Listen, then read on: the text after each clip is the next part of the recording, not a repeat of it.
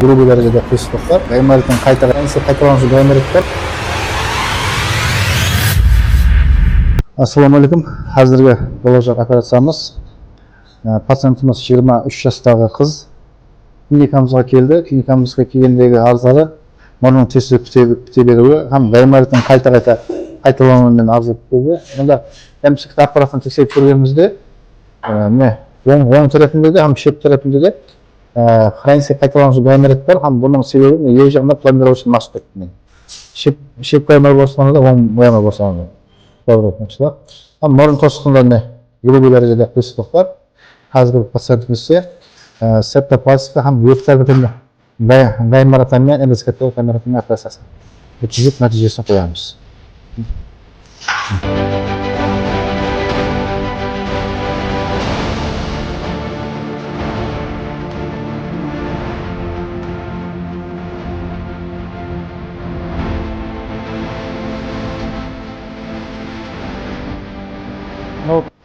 Тісте емдеу уақытында мұрын гайморит болсына өтіп кеткен пломбировочный мас.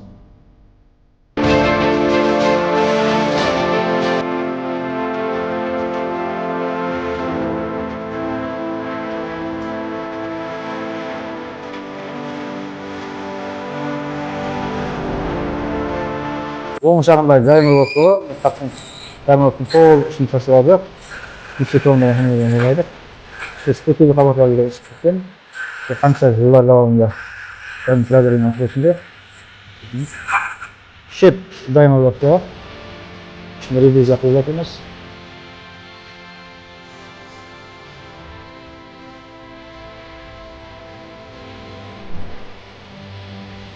Gайморит var için tapkoza oldu.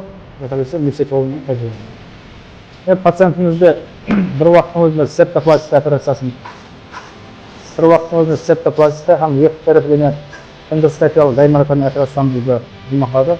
Анда мұрын тосы көп түзу болды, мұрын тосын келіп тұрсыз. Бұл мұрын тосын шеп тарапы. Мұрын тосын кетірілген. Бұл оң жақта гайморит босылығы. Гайморит босылығы іші толық тазаланды. Бұл шеп жақта гайморит босылығы. Барлық инородный тело пломбалардан тазаланды.